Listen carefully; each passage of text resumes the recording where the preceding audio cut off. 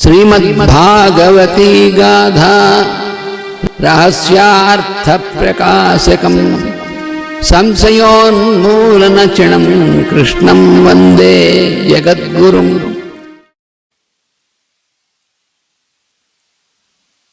ओं कृष्णं कमलपत्राक्षं पुण्यश्रवणकीर्तनं वासुदेवं जगद्योनिं नौमि नारायणं हरिं। कृष्णाय वासुदेवाय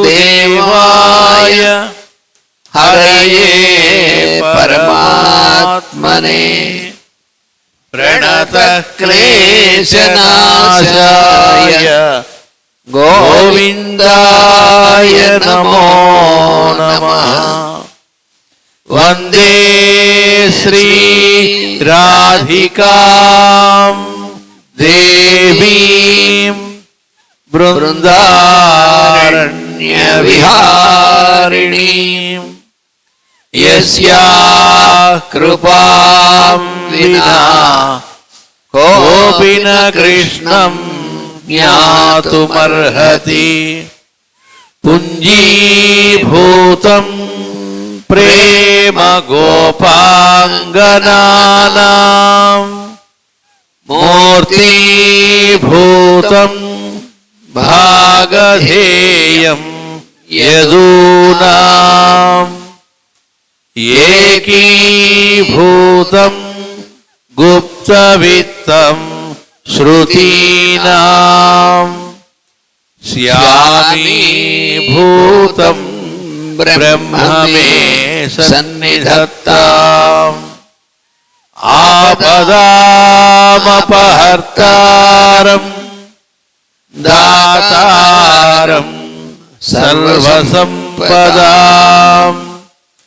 लोकाभिरामं श्रीरामं भूयो भूयो नमाम्यहम्। व्यासं वसिष्ठनप्तारं शक्तेः पौत्रमकल्मषम् पराशरात्मजं वन्दे सुखदातं तपोनिधिम्। व्यासाय विष्णुरूपाय व्यासरूपाय विष्णवे नमो वै ब्रह्मनिधये वासिष्ठाय नमो नमः। श्रीमद्भागवती गाथा रहस्यार्थ प्रकाशकम् संशयोन्मूलनचिणं कृष्णं वंदे जगद्गुरुं। वंदे गुरुमनन्तार्यं वेदमार्गप्रवर्तकम् आयुर्वेदस्य पारज्ञं सर्वलोकहितैषिणम् नारायणं नमस्कृत्य नरं चैव नरोत्तमं देवीं सरस्वतीं व्यासं ततो जयमुदीरयेत्। श्रीकैवल्यपदम्बु చేరుటకునై చింతించెదన్ లోకరక్షైకారంభకు భక్తపాలన కళా సంరంభకున్ దానవోద్రేకస్తంభకు కేళిలోల విలస రుగ్యాల సంభూత नाना कंजात भवांड कुंभकु మహానందాంగనాడింభకున్ లలిత స్కంధము కృష్ణమూలము సుకాలాపాభిరామంబు మంజులతా శోభితమున్ సువర్ణ సుమన సుజ్ఞేయమున్ సుందరోజ్వల వృత్తంబు మహాఫలంబు విమల వ్యాసాల వాలంబునై వెలయున్ భాగవతాఖ్య కల్పతరు ఉర్విన్ సద్విజ శ్రేయమై సర్వవేదార్థ తత్వజ్ఞం వేదార్థ ప్రతిపాదకం పురాణసార సర్వజ్ఞం కృష్ణం వందే జగద్గురుం. ఓం అస్మద్గురుభ్యో నమః.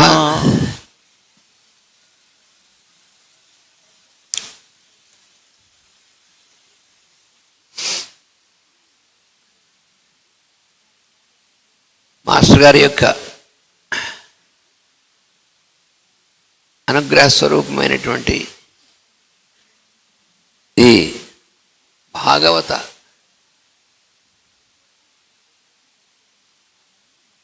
భాగవతం అంటే భగవంతుని యొక్క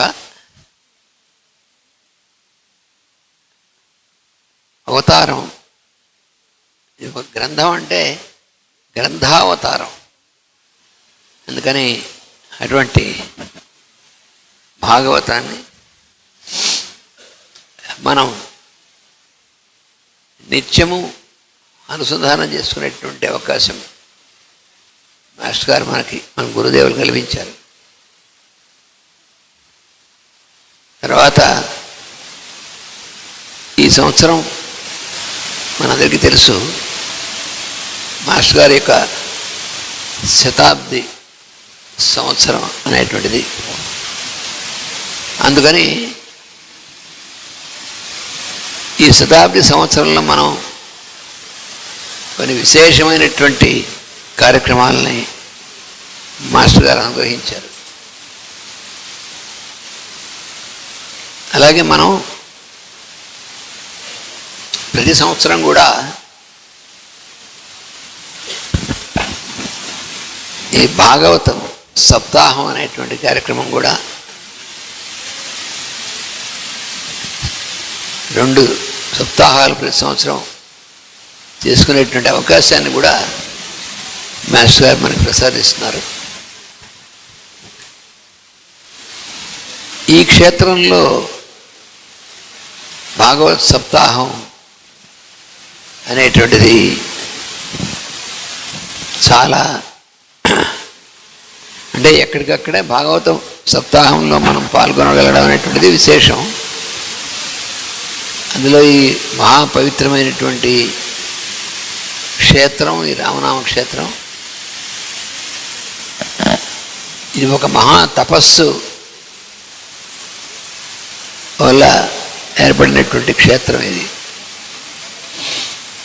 అందుకనే మన మాస్టర్ గారు ఈ గురు పూజ మహోత్సవాలు అనేటువంటివి ఈ క్షేత్రంలో ప్రారంభించడం జరిగింది. మొట్టమొదటిగా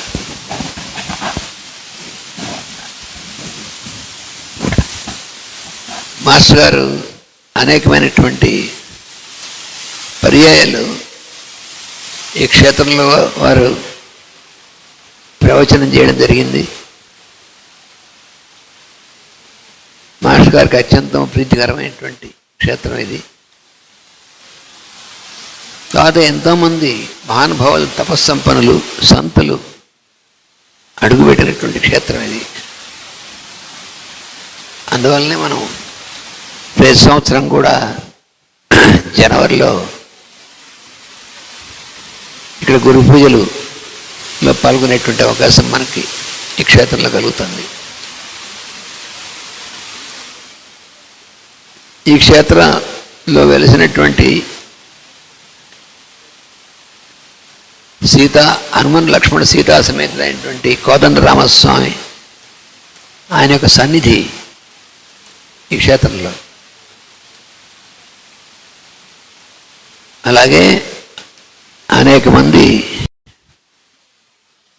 రామనామ లేఖన యజ్ఞం చేసి కొన్ని కోట్ల రామనామం లేఖనం చేసినటువంటి ఆ గ్రంథాలన్నీ కూడా నిక్షిప్తం చేసి రామనామ స్తూపం అనేటువంటిది కూడా ఏర్పాటు చేయడం జరిగింది.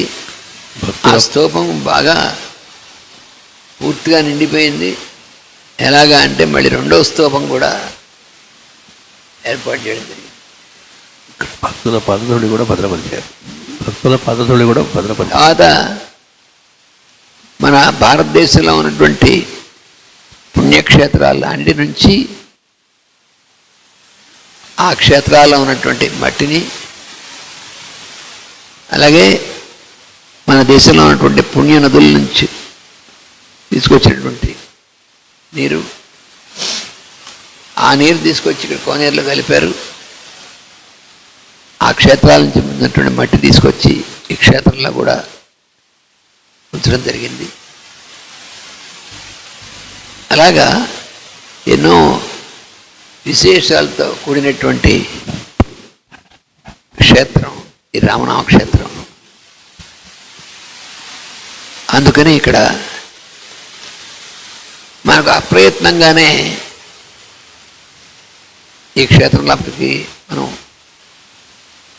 అంటే ఇది ఒక మహాక్షేత్రం అని, ఇది సీతారాముల సన్నిధి అయినటువంటి క్షేత్రం అని, అలాగే ఎంతోమంది సంతులు మహానుభావులు తపస్సంపన్నమైనటువంటి వాళ్ళు చేసినటువంటి క్షేత్రం అని, అలాగే పూజ్యులైనటువంటి ఆంజనేయులు గారు, రాఘవ ఆంజనేయులు గారు, ఆయన యొక్క తపస్సు ఫలితంగా ఏర్పడిన క్షేత్రం. ఈ అంశాలన్నీ మనం తెలియడం వల్ల మనకి ఈ క్షేత్రం యందు ఉన్నటువంటి ఆ విశిష్టమైనటువంటి అనుభూతి క్షేత్రంలోకి రాగానే మనకు కలుగుతుంది. అటువంటి క్షేత్రం ఇది. ఇంకో విశేషం ఏంటంటే మాస్టర్ గారు భూమి మీదకి అవతరించింది 1926, రామనామ క్షేత్రం కూడా స్థాపించబడింది 1926. అదే సంవత్సరం. ఆ 26 అనే సంవత్సరానికి కరెక్ట్గా క్షేత్రం స్థాపించి 100 ఏళ్ళు. అందుకని శతాబ్ది, మాస్టర్ గారి శతాబ్ది అనేటువంటిది, దాంతో ఈ క్షేత్రానికి కూడా శతాబ్ది అనమాట. అది ఆ టైంలో ఇక్కడ భాగవత సప్తాహం జరుగుతుంది అంటే వాళ్ళ యొక్క సంకల్పంతోనే మనం ఇక్కడ ఈ ఏర్పాటు చేసుకోగలిగామనేది తేటతెల్లం అవుతుంది. తర్వాత ఎన్నో సత్సంగాలు ఇక్కడ ఈ క్షేత్రంలో జరిగే నిరంతరం జరిగినటువంటి క్షేత్రం అన్నమాట ఇది. మనకి శ్రీకృష్ణ గురుచరణ సన్నిధిలో పుణ్యశాస్త్రి గారు రాశారు. ఒకసారి ఆయన దేవుడి దర్శనానికి ఇక్కడికి వస్తే అప్పటికే మాస్టర్ గారు ఇక్కడ ఆంజనేయ స్వామి కోవిల దగ్గర ధ్యానంలో చేసుకుంటూ కనబడ్డారట. అంటే ఆయన ఇక్కడ వచ్చి ఎప్పుడు ధ్యానం చేసుకోవటం అనేది, అంతకుముందు అసలు విద్యార్థి దశలో ఉన్నప్పుడు కూడా ఆయన ప్రశాంతంగా చక్కగా చదువుకోవడానికి కూడా అనుకూలం అని చెప్పి ఆయన చదువుకోవడానికి కూడా వచ్చి క్షేత్రంలో కూర్చొని చదువుకోవడం చేసేవారని కూడా మనకి పుణ్యశాస్త్రి గారు తెలియజేశారు.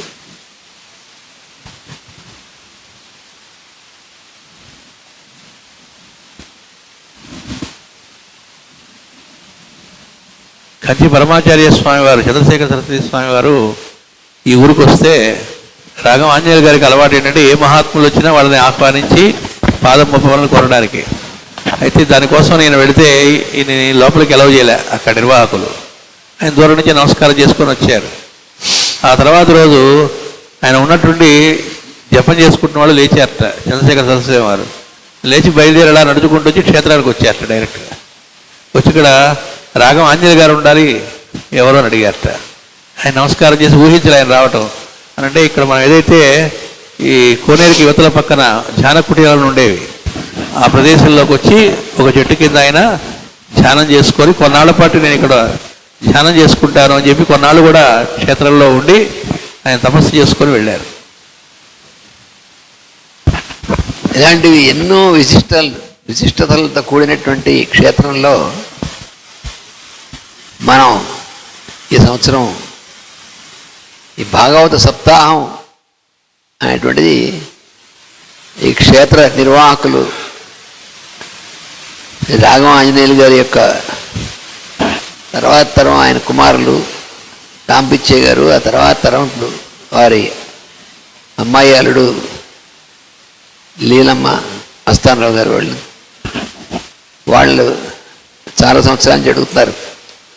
మీరు భాగవత సప్తాహం చాలా క్షేత్రాల్లో మీరు నిర్వహిస్తున్నారు. మేము ఇక్కడికి ఈ దేవాలయ నిర్వహణ ఇక్కడ ఈ కార్యక్రమం ఇది ఇంత నిరంతరం ఉండడం వల్ల మేము అక్కడికి రాలేకపోయాం. ఈ క్షేత్రంలో కూడా మీరు ఒక సప్తాహం నిర్వహించవలసిందే అని అడిగారు. అది వారి ద్వారా అది రామచంద్రుడి యొక్క ఆజ్ఞగా భావించి, అలాగే మాస్టర్ గారి యొక్క సంకల్పంగా భావించి ఇప్పుడు మనం ఈ భాగవత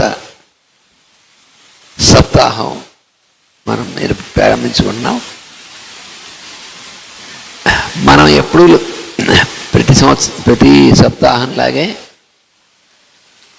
మాస్టర్ గారు ఇచ్చినటువంటి భాగవత ప్రకాశం అనేటువంటిది దాన్ని ప్రధానంగా తీసుకుని ఆ భాగవత ప్రకాశం యొక్క ఏంటో పోతన గారి భాగవతంలోని పద్యము, దానికి మాస్టర్ గారు ఇచ్చినటువంటి టీకా తాత్పర్యములు, అలా తర్వాత మాస్టర్ గారు ఇచ్చినటువంటి రహస్య ప్రకాశం, ఈ 3 అంశములు మనం ఫాలో అవుతున్నాం. అలాగే ఈ 7 రోజులు కూడా వ్యాస మహర్షి చేత రచింపడినటువంటి సంస్కృత భాగవతం,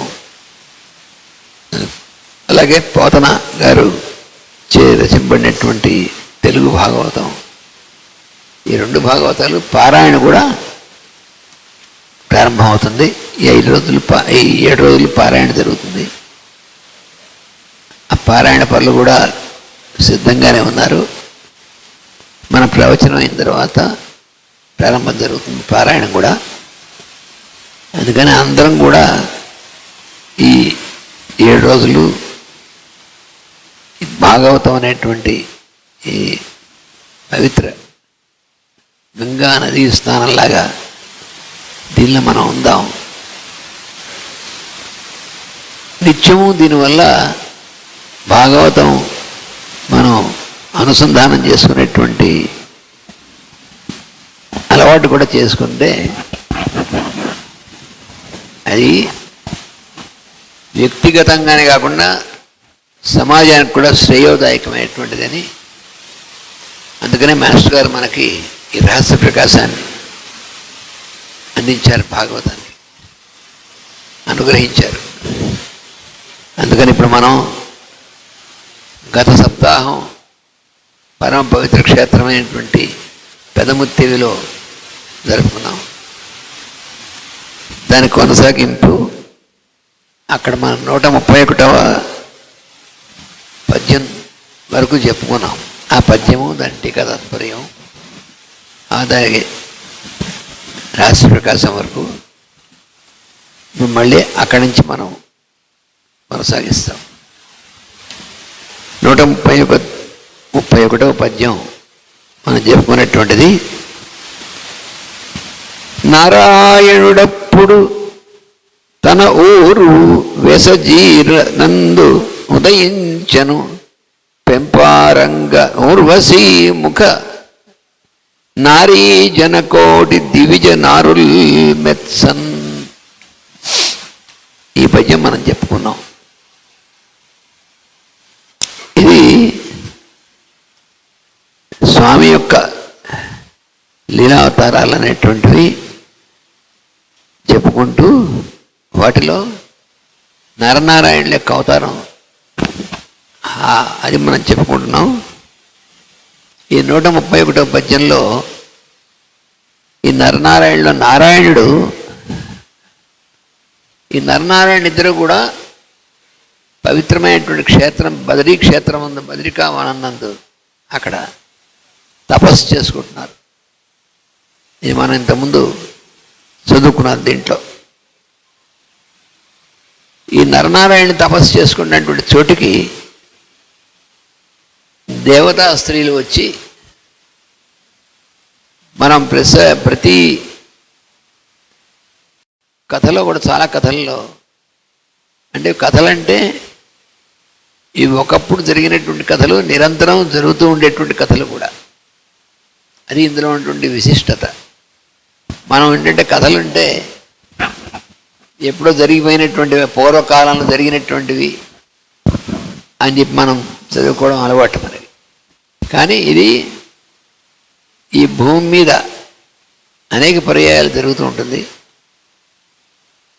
అది ఎప్పటికీ జరుగుతూ ఉంటుంది. మనలో కూడా ఈ కథల యొక్క ప్రతిబింబంలాగా అందరి జీవుల యందు జరుగుతుండేటువంటి కథ. నరుడు నారాయణుడు అంటే మనందరిలోనూ, జీవరాశులందరిలోనూ పనిచేసేటువంటి ప్రజ్ఞ మనదే. భాగవతం మనం ముందు చదువుకున్నటువంటి దానివల్ల కూడా మనకి అది స్పష్టంగా వివరింపబడింది. మనలోనే అంటే మనం జీవుడుగా వచ్చినటువంటి వాడు ఆయన నరుడు రూపంగాను, నారాయణుడే అసలు ఆయన నరుడుగా కూడా వచ్చి ఈ నరనారాయణుని అనేటువంటి యుగళ అవతారం అంటారు. ఈ రెండు రూపాలుగా వచ్చినటువంటి అవతారం ఇది. వాళ్ళు ఋషులుగా అవతరించారు. నరుడు నారాయణుడు నరుడు అనేటువంటి ఋషులుగా అవతరించి అక్కడ బదరిక వనం అంటే బదరికాశ్రమం, ఇప్పుడు బద్రీనాథ్ అనేటువంటి చోట అక్కడ తపస్సు చేశారు వాళ్ళు. ఆ తపస్సు చేసినటువంటి సందర్భంలో వారి యొక్క తపస్సుని భంగం చేయడం కోసం మన ప్రతి పురాణంలో చాలా కథల్లో ఉంటుంది. ఎవరైనా తపస్సు చేస్తుంటే వాళ్ళ తపస్సుని భంగం చేయడం కోసం ఇంద్రుడు అప్సరసల్ని వాళ్ళని పంపించి వాళ్ళ తపోభంగం చేయమని ఆజ్ఞాపిస్తూ ఉంటాడు. ఇదేమి విచిత్రం ఇది అంటే, ఇంద్రుడు దేవతలకు అధిపతి అయినటువంటి వాడు, దేవేంద్రుడు అంటారు. ఆ ఇంద్రుడే మనలో కూడా మన ఇంద్రియములు, పంచేంద్రియములు, ఈ పంచేంద్రియముల యొక్క సమాహారమైనటువంటి మనస్సు, వీటన్నిటికి కూడా అధిపతి అయినటువంటి వాడు ఇంద్రుడు. ఈ తపస్సు చేయడం అనేటువంటిది, ఈ తపస్సు చేయడం అనేటువంటి దాన్ని ఏంటంటే ఈ ఇంద్రియములు, ఈ మనస్సు, ఆ స్థితులైనటువంటి వాటిని దాటి బుద్ధిమయమైనటువంటి కక్ష్య, ఇంకా పైకి ఆత్మ అంటే తన యొక్క అసలు స్వరూపం, దాని యందు మేల్కాంచి దాని యందు స్థిరపడి ఉండడం అనేటువంటిది. అందుకోసమే ఆ స్థిరపడి ఉన్నటువంటిది నుంచి మళ్ళీ తప్పిపోకుండా ఉండడం కోసం నిరంతరం తపస్సు చేసేటువంటి వాళ్ళు ఈ మహర్షులందరూ కూడా. మనం కూడా మనలో కూడా నిరంతరం ఈ ఇంద్రియములు, మనస్సు ఇవి ఎక్కువగా పనిచేస్తూ ఉంటాయి. బుద్ధి అనేటువంటిది వీటిపైన ఉన్నప్పటికీ ఎక్కువగా పనిచేసేటువంటిది మనస్సు అనేటువంటి స్థితి నుంచి. దీనివల్ల బాహ్యమైనటువంటి వాటి యందు ఈ ఇంద్రియముల ద్వారా మనస్సు ప్రసరిస్తూ ఉంటుంది. దానితోనే మనం మన చుట్టూ ఉన్నటువంటి వ్యక్తులు, మన చుట్టూ ఉన్నటువంటి పరిసరాలు, వాటిని అన్నిటినీ మనం గ్రహిస్తూ ఉంటాం. అయితే వాటి యొక్క ప్రభావానికి లొంగిపోతారా, వాటి యొక్క ప్రభావంకి లొంగకుండా వాటిని సద్వినియోగం చేసుకుంటారా అంటే, ఇప్పుడు భాషలో చెప్పాలంటే మానవుడిగా మనం సృష్టించుకున్నటువంటి యంత్రాలకు మనం లొంగిపోతామా, వాటిని మనం పనికి వచ్చేటువంటి ఒక మంచి పనికి ఉపయోగించి వాటి యందు మనం స్వామిత్వం కలిగి ఉంటామా అని ఒక ఉదాహరణ మనకు తెలియాలంటే, అంటే ఇప్పుడు మనం అర్థమై ఉంటుంది చాలామందికి. మనం సృష్టించుకున్నటువంటి యంత్రాల్లో మన చాలా ఎక్కువ శక్తివంతమైనటువంటి యంత్రం ఏంటంటే మన మొబైల్. ఇది ఇప్పటికీ అందరికీ తెలిసే ఉంటుంది. మనకి అయ్యో దాన్ని ఉపయోగించుకోవచ్చు, తప్పలేదు. కానీ ఎంతవరకు అవసరమో దాన్ని అంతవరకే ఉపయోగించడం అనేటువంటిది లేకుండా క్రమంగా మనమే అది ఉపయోగించుకునేటువంటి స్థితిలోకి వెళ్ళిపోయాం. అంటే మనం నిత్య జీవితం, దైనందిక జీవితం అంతా కూడా ఉచ్ఛ్వాస నిశ్వాసాలని మనం గుర్తుపెట్టుకోం, కానీ మొబైల్ని గుర్తుపెట్టుకుంటాం.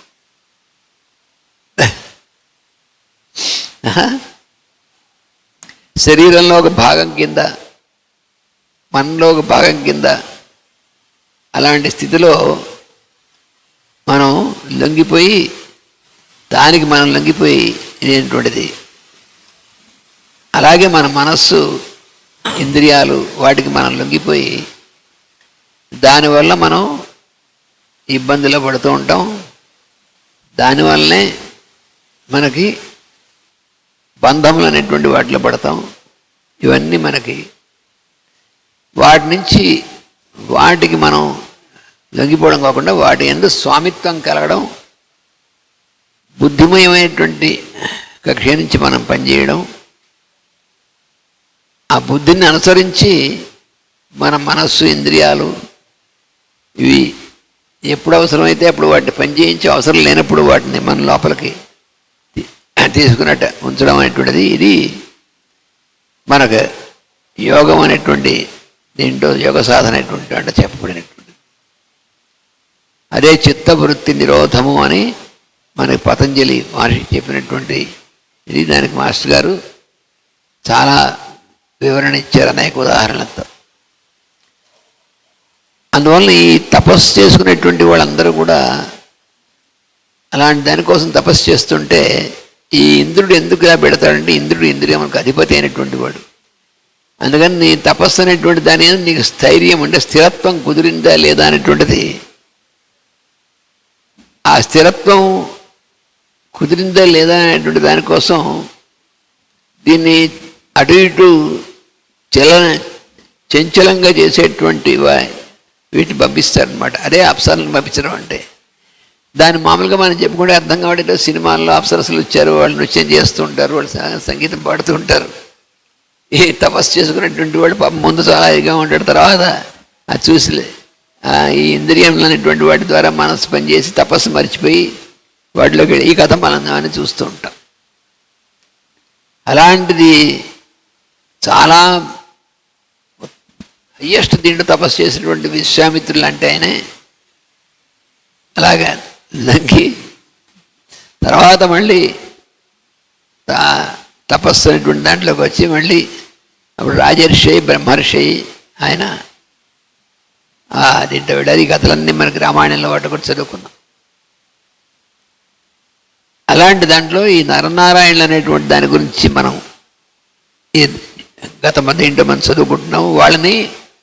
వాళ్ళ తపస్సును భంగం చేయడం కోసం కూడా ఇంద్రుడు అదే పనిగా పంపించాడు. అంటే ఇంద్రుడు ఆయన ఏంటంటే, వీళ్ళు కూడా మామూలుగా మిగతా ఉన్నటువంటి మహర్షుల్లా తపస్సు చేసుకునేటువంటి వాళ్ళే అనేటువంటిది పొరపాటు పడి, వాళ్ళిద్దరూ నారాయణుడు ఆయన యొక్క ప్రతిరూపమైన నరుడు, భగవంతుడు జీవుడు అనేటువంటి వాడికి ప్రతీకలు నరనారాయణుడు, వాళ్ళ దగ్గరికి కూడా పంపించాడు.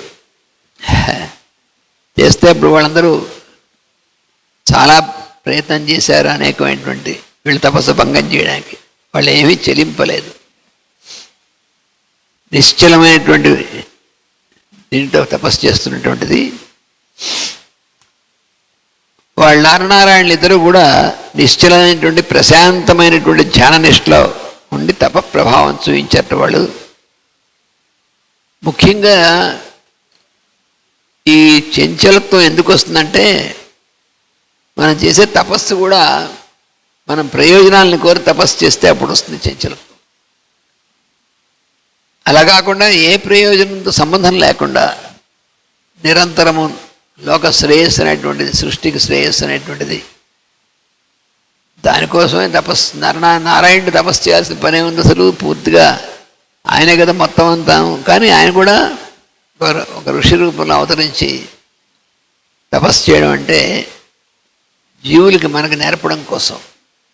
తపస్సు ఏ రకంగా చేయాలి, ఎందుకు చేయాలి అంటే ఎటువంటి ప్రయోజనాలు అనేటువంటి వాటిని కోసం కాకుండా ఎలా చేయాలనేటువంటిది అలా చేస్తున్నారు వాళ్ళు. అందుకని వీళ్ళు ఏమీ తెరవలేదు, ఏమీ చలించలేదు. ఇటు సందర్భాల్లో ఇంతకుముందు మనం చదువుకున్న ఊరికి నేను మళ్ళీ ఒకసారి గుర్తు చేసుకోవాలి. ఇటు సందర్భంలో కళ్ళు మూసుకొని గట్టిగా నిష్ఠతో నిలబడుట యత్నం చేసిన వారు దుర్బలలు. అంటే మనం కళ్ళు తెరిచి ఉంటే మన ఎదురుగున్నామన్నీ కూడా మనని డిస్టర్బ్ చేస్తుంటే, మనం ధ్యానం చేసుకోవాలనుకోండి, మనం పూజ చేసుకోవాలనుకోండి, మనం కళ్ళు తెరిచి చేస్తుంటే మనం కనిపించేటువంటి వాటి వల్ల మనం దాని నుంచి చెల్లిస్తాం, మనసు చెల్లిస్తుందని కళ్ళు మూసుకొని గట్టిగా తపస్సు చేసుకుందామని ప్రయత్నం చేస్తుంటారు. కానీ ఆ ప్రయత్నం చేస్తున్నప్పుడు కళ్ళు తెరిచినప్పుడు ఏం కనిపిస్తాయో మూసుకున్న అవే కనిపిస్తూ ఉంటాయి. ప్రేయర్లో కళ్ళు మూసుకున్నాం ఏం కనిపిస్తుంది, కళ్ళు తెరిచినప్పుడు ఏం కనిపిస్తుందో అవి గుర్తొస్తుంటాయి. ఎలాగండి ప్రేయర్లో మనం ఏం ధ్యానం చేయాలి, ఎలాగ మనం ఉండాలి అంటే నిలబట్టం లేదు మనకి. అలా ఎన్ని సంవత్సరాలైనా కూడా మనకి నిలబడకుండా ఇబ్బంది పెడుతుంది అంటే అందుకు మాస్టర్గా సివి గారు అదంటే ఏం కంగారు పడద్దు, నీ ఏం జరుగుతుందో నీ మనసు ఏం చేస్తుందో దాన్ని గమనించమన్నారు. గమనించుగాని నువ్వేం కంగారు పడద్దని. అలాగా ఉన్నటువంటి వాళ్ళు దుర్బలు, అది మాస్టర్ గారు చెప్పారు. అయితే వీరు నరనారాయణ అలా చేయలేరట. కళ్ళు తెరిచే ఉండి తపస్సు చేశారట. అది వాళ్ళు తపస్సు చేయడానికి కళ్ళు మూసుకున్నప్పటికి కూడా ఏమి ఇబ్బంది మనకి ఇదేం లేదు, కళ్ళు తెరిచే ఉన్నారు.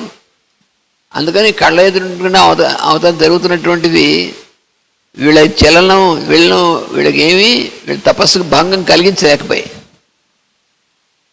అంటే మనకు కూడా మనం కళ్ళు తెరిచే మనం ఎక్కువ ఉంటాం, మనం నిద్రపోయినప్పుడు తప్ప.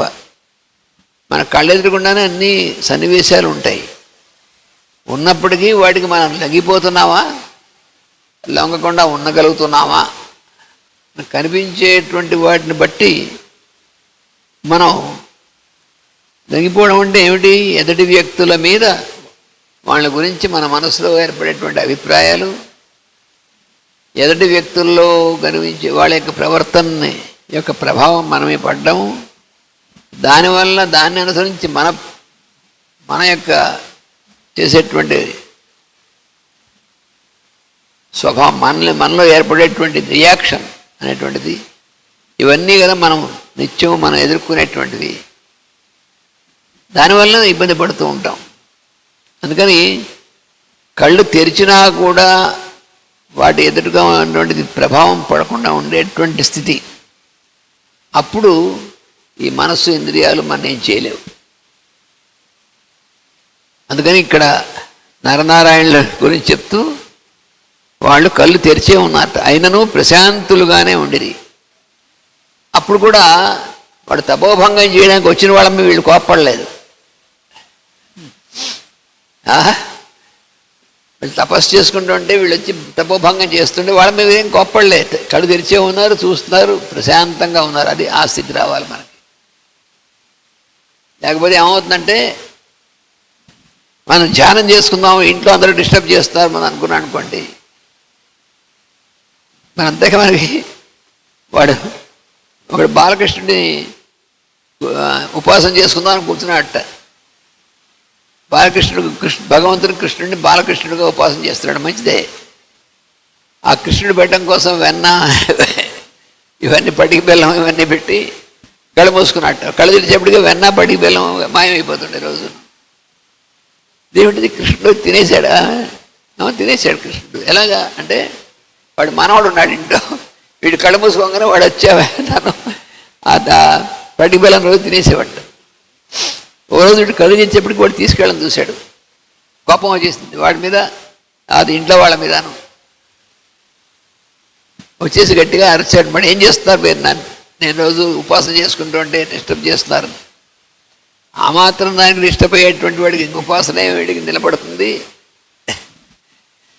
చుట్టుపక్కల ఎదురుగుండా ఉన్నటువంటి వాళ్ళ యొక్క దీనివల్ల వీడికి డిస్టర్బ్ అయ్యేటువంటి వాడికి, అందుకని వాడి జీవితం అంతా ఉపాసన చేసినా ఏం ఉపయోగం లేదు అలాంటి వాడికి. వాడు చెప్పాడు, బాలకృష్ణ నువ్వు దేనికి ఏమని చేస్తున్నావు అంటే బాలకృష్ణుడు ఉపాసన చేయ, మరి నీ మనవడి రూపంలో బాలకృష్ణుడు లేడా అని అడిగారు. కృష్ణుడికి పెడదాం అనుకున్నావు, నీ మనవాడు తీసుకున్నాడు, మరి ఆ రూపంలో మరి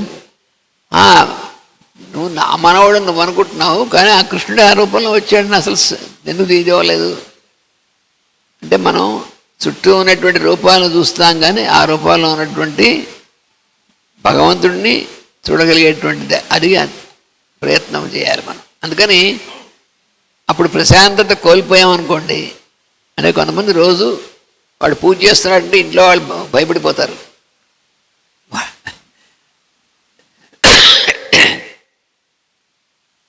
ఒక ఆయన ఉండేవాడు, చాలా పెద్ద మహానుభావుడు, పండితుడు. నేను ఆయన పిల్లలు భార్య గడగడ వణికిపోతూ ఉండేవాళ్ళు, ఎందుకంటే ఆయన పూజ అంతా ఎవరికో అసలు అటు చోరికి వీళ్ళు ఆ ప్రతిదానికి కూడా వెళ్ళడానికి వీల్లేదు.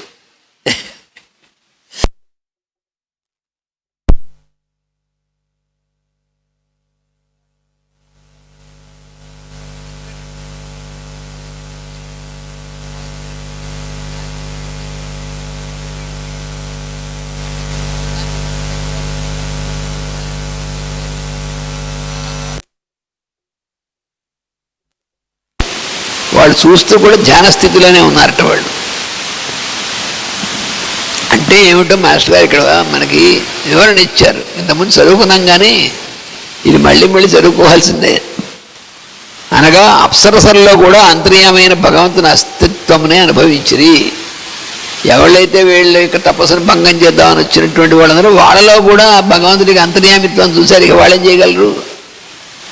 నువ్వు మనం డిస్టర్బ్ చేసేవాళ్ళుగా చూస్తే వాళ్ళు డిస్టర్బ్ అవుతావు. నువ్వు వాళ్ళలో ఉన్నటువంటి అంతర్యామిని చూసేటువంటి వాడు డిస్టర్బ్ కాడు.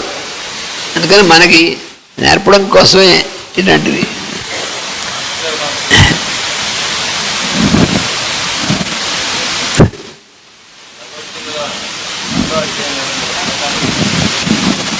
స్విచ్ ఆపేసాము.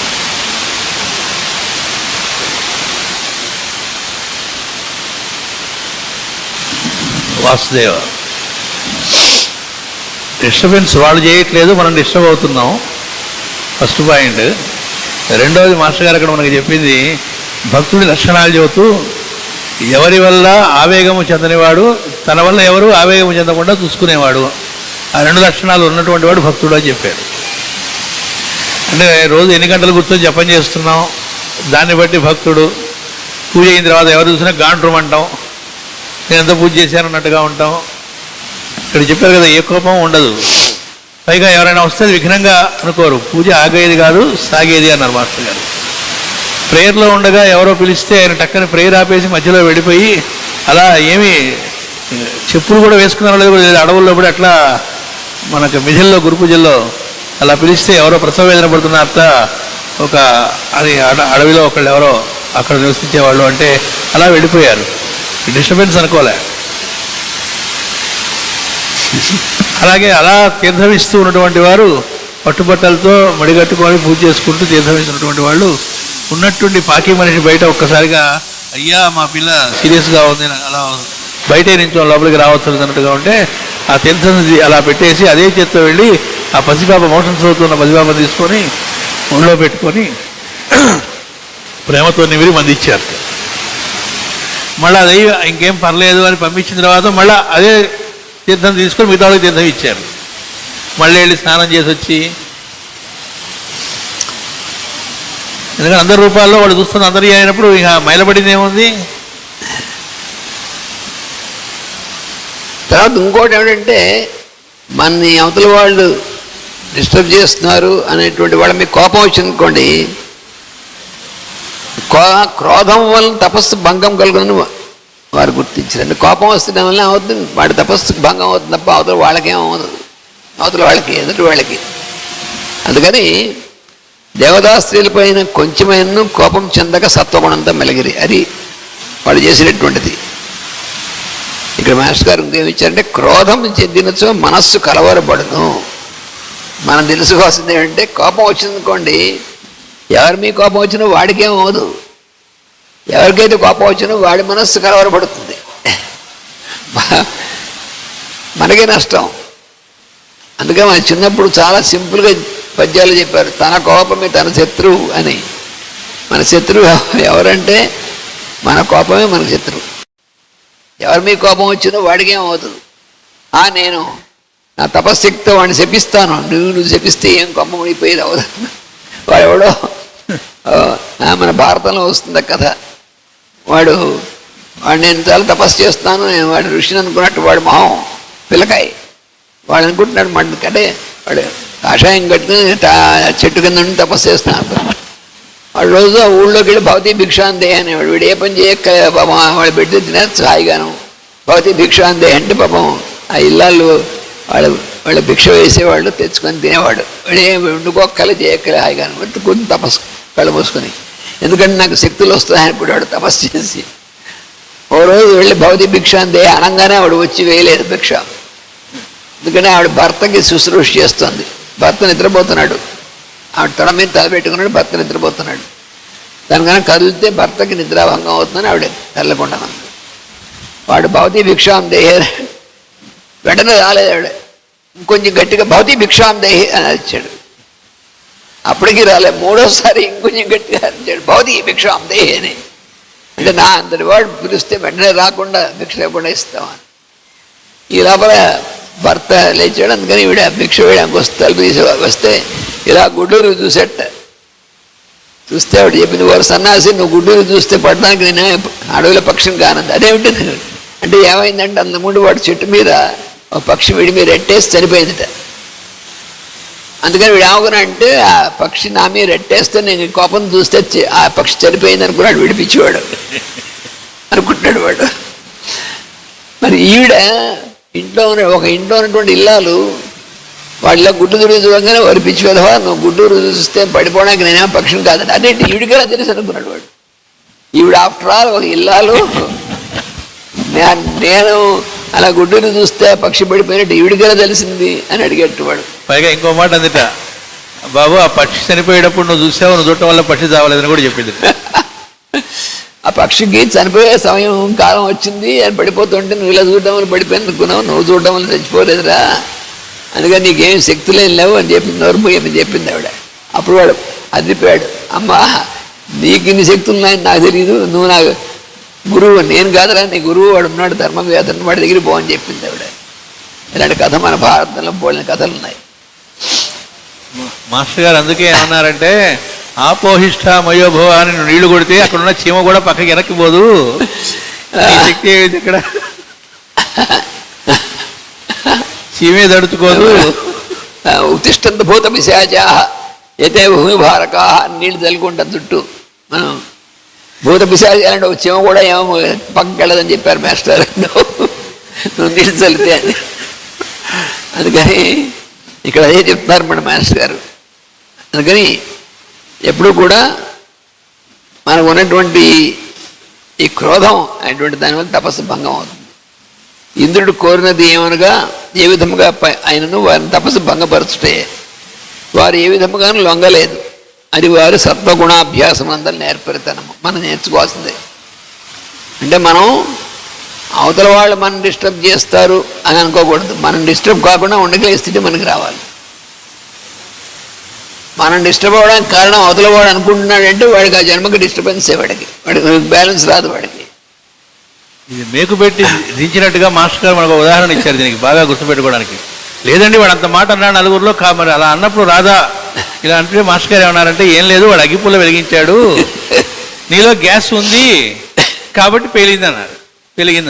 మనలో క్రోధం అనే గ్యాస్ బాగా నిండి ఉందనుకోండి, అవతల వాడు తిట్టడం అగ్గిపుల్ల వెలిగించడం లాంటిది అనమాట. ఇది బయటికి మాస్టర్ గారు అంటే గ్యాస్ మనలోనే ఉంది, ఇక్కడ గ్యాస్ లేదనుకోండి వాడు అగ్గిపుల్ల వెలిగించినా ఇక్కడ వెలగదు. అందుకని కోపం మనలో ఉంది, శత్రువులు మనలో ఉన్నారు. అది మనం ఎదుటి వాళ్ళు వాడు చేయడం వల్ల వచ్చిందని మనం అనుకుంటూ ఉంటాము. అందుకని ఇవి ఎగ్జాంపుల్స్ అనమాట. అదే వారి అవతార లక్షణం అన్నారు. వారి అవతార లక్షణం ఏమిటంటే అవతల ఎవరికి లొంగలే. ఎందుకు లొంగలే అంటే సత్వగుణం పూర్తిగా ఉన్నటువంటి వాడికి అవతల వాడి యొక్క ప్రవర్తన వల్ల వీడేమాత్రం చెదిరిపోడు. అది ఇందులో మనం నేర్చుకోవాల్సింది. అందుకని మనం దేనికి సాధన చేయాలి? సత్వగుణం నందు మనం నిరంతరం ఉండడానికి సాధన చేయాలి.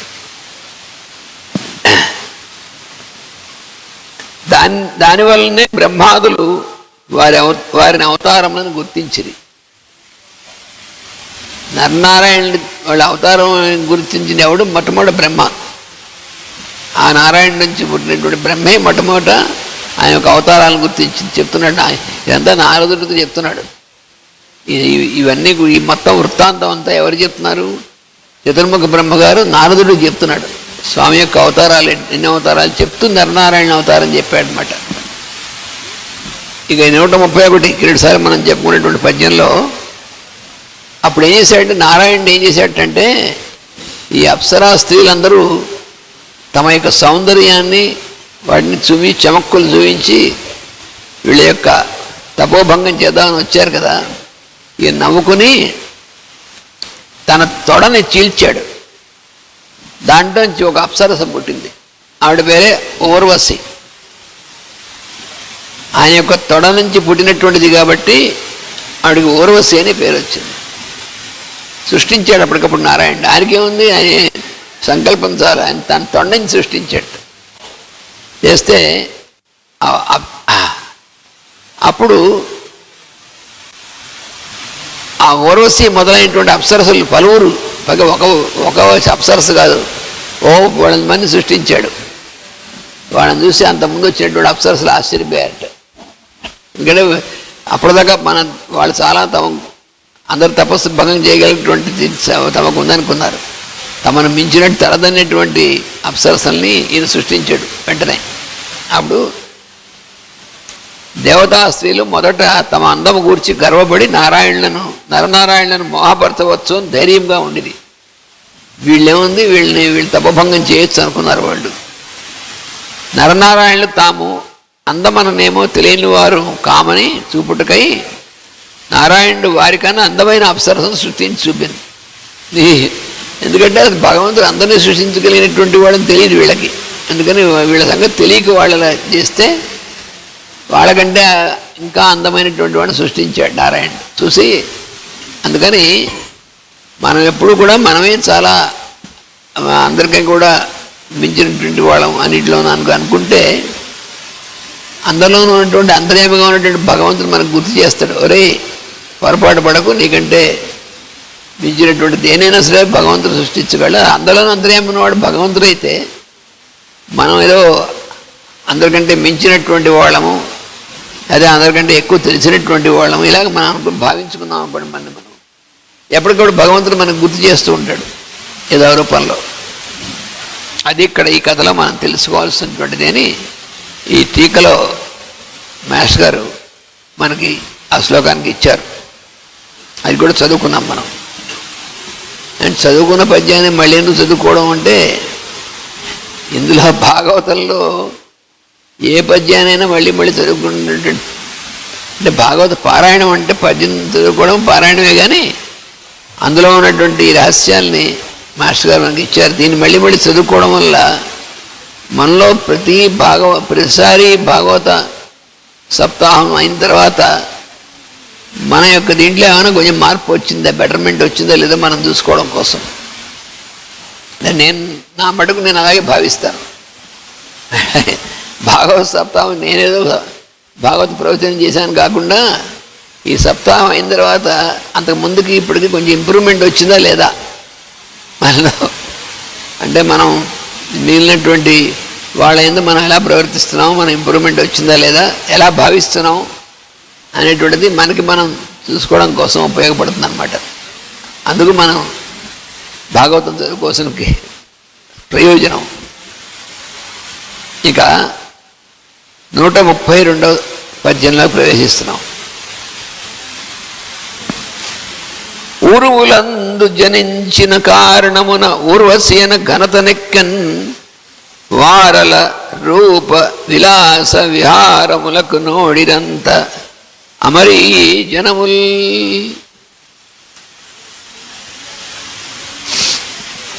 నారాయణుడు ఊరువుల నుండి పుట్టడం వలన ఊర్వశి అని పేరు కలిగాను.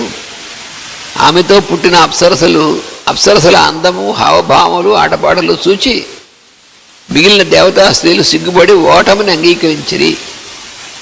అంటే వాళ్ళు ఇంద్రుడి దగ్గరికి వెళ్ళి చెప్పారు, మా వల్ల కాదు వాళ్ళని తపస్సు భంగం చేయడం, అందుకని లాభం లేదని చెప్పారు.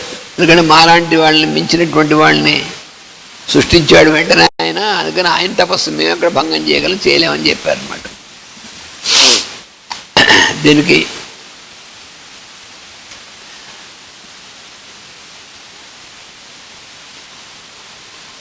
అంటే రహస్య ప్రకాశంలో కూడా మనకు అనేకమైనటువంటి అంశాలను మనకి ఇచ్చారు. అందుకని అవి కూడా మనం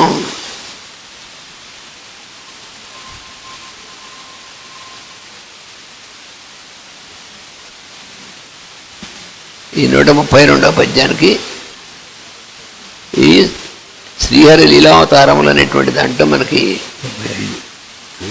95వ పేజీలో ఉంది. నారాయణుడు ఊరువల నుండి ఉద్భవించిన అప్సరసకు ఊర్వశి అని పేరు కలిగాను. అది మనకి ఈ శ్లోకంలో ఈ పద్యంలో చెప్పినటువంటిది. తర్వాత పద్యంలో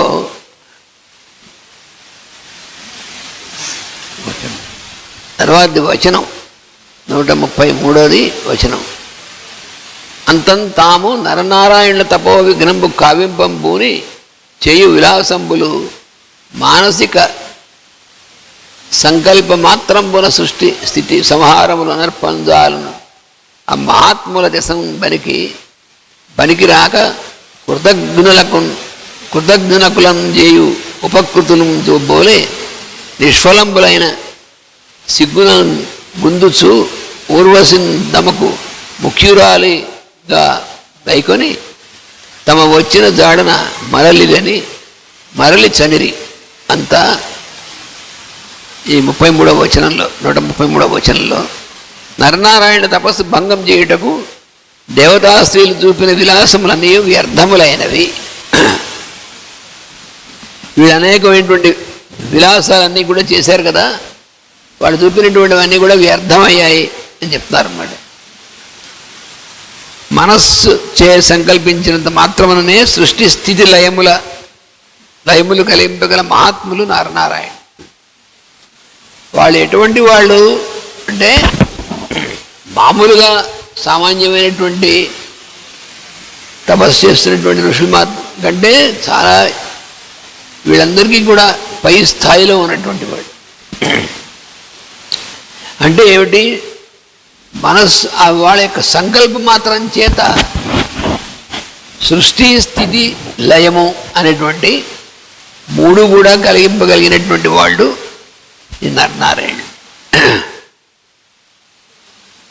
మేలు మరచిన దుష్టులకు చేసిన ఉపకారముల నీవు ఎట్లు వ్యర్థమైపోవునో అట్లే దేవతా స్త్రీలు చూపిన విలాసములన్నీ వారి ఎడల వ్యర్థమైనవి అన్నారు. అంటే వీళ్ళు చేసిన ప్రయత్నం అంతా వ్యర్థమైంది వాళ్ళ యొక్క తపస్సు భంగం చేయడం కోసం. అవి ఎలా వ్యర్థమైందంటే దానికి ఉదాహరణ ఇక్కడ ఈ పద్యంలో ఏమి ఇచ్చారంటే, దుష్టుడైనటువంటి వాడికి చేసినటువంటివి, వాడి కోసం చేసినటువంటివి అన్నీ ఎలా అయితే ఉపకారం వ్యర్థమవుతుందో, అంటే అవతల వాడు మనకు ఉపకారం చేశాడు అనుకోండి,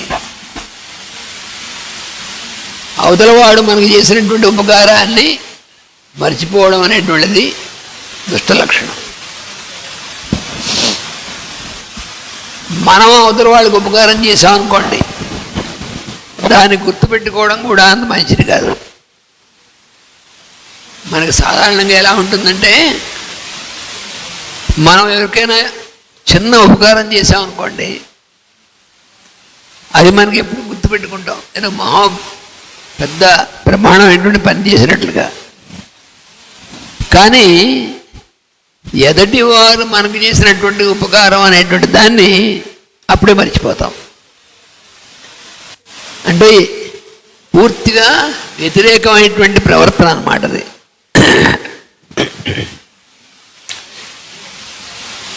కానీ ఎలా ఉండాలంటే ఎదుటివాడు మన ఎదుటి వాళ్ళలో మనకి ఉపకారం చేసేవాళ్ళే ఉంటారు ఎక్కువ.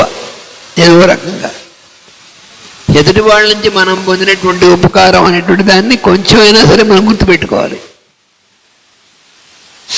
అది మహాత్మ లక్షణం.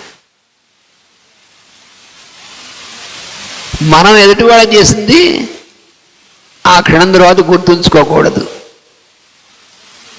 గుర్తుంచుకున్నావా లేదా అనేటువంటి దానికి టెస్ట్ ఏమిటంటే మనమే టెస్ట్. మనకి మళ్ళీ మనం నేను చూసేవాడిని నేనప్పుడు వాడికి ఇలాగా పాపం వాడిదో ఆకలితో ఉంటే నేను హోటల్ తీసుకెళ్ళి పెట్టించాను అని గుర్తుంచుకుని అనుకునేవాడే నన్ను. లేదంటే మా ఇంటికి వచ్చితే పాపం వాళ్ళకి కాఫీ ఇచ్చామండి. ఇలాంటివి చిన్న విషయాలు కూడా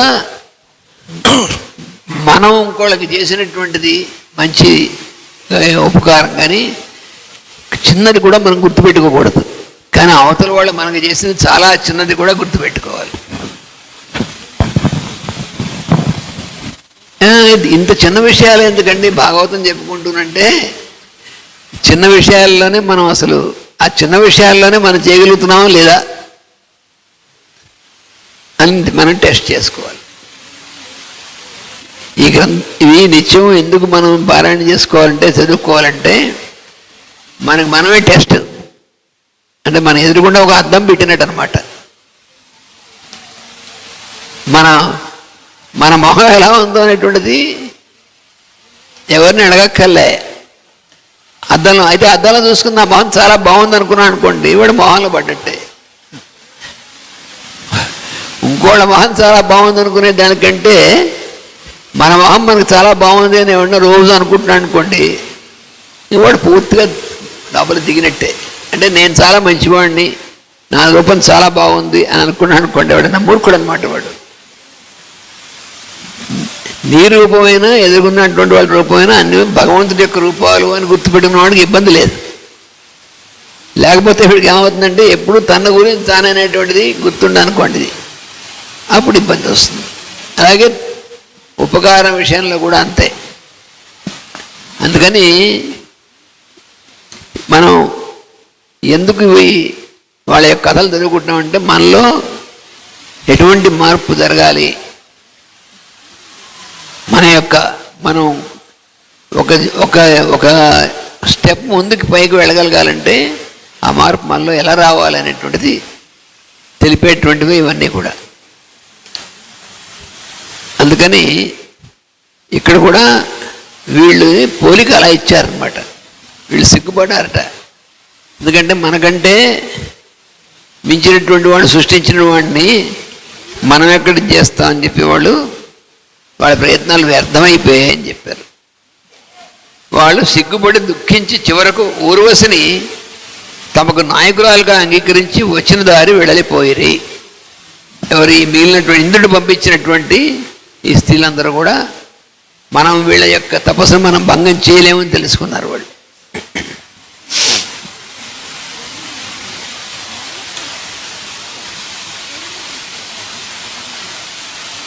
ఇంద్రుడు 133లో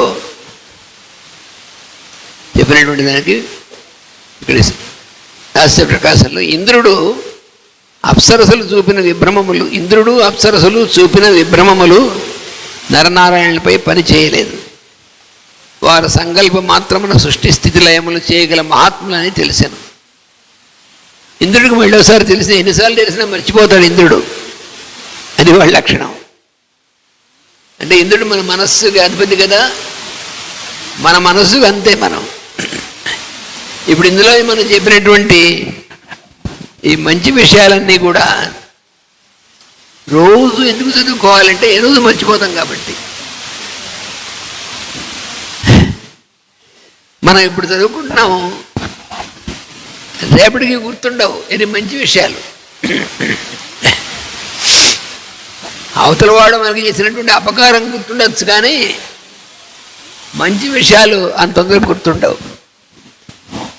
అందుకే రోజు మనం చదువుకోవాలంటే. దీనికి రివర్స్ ఏంటంటే చెడు విషయాలు మాత్రం బాగా గుర్తుంటాయి, మంచి విషయాల మీదకి వచ్చేటప్పటికి గుర్తుండదు. అలాగే చెడు విషయాలను ఎక్కువ నమ్ముతాం. మాస్టర్ గారు చెబుతారు, దయ్యంట గాలి సోకిందట, భూతాడట అంటే నమ్ముతాం. భగవంతుడు ఆయన రక్షిస్తాడు అంటే దాని మీద నమ్మకం కుదరదట. భగవంతుడిని నమ్మడం కంటే కూడా దయ్యాలను ఎక్కువ నమ్ముతాము. ఆ విశ్వాసం కనుక భగవంతుడి మీద పెడితే అన్నారు మాస్టర్ గారు. మనం రోజు వెంకటేశ్వర చేస్తాం, లేకపోతే రామమంత్రం చేస్తాం, లేదా గురువుగారి ప్రేయర్ చేస్తాం. గురువుగారి ప్రేయర్ రోజు చేస్తున్నామండి.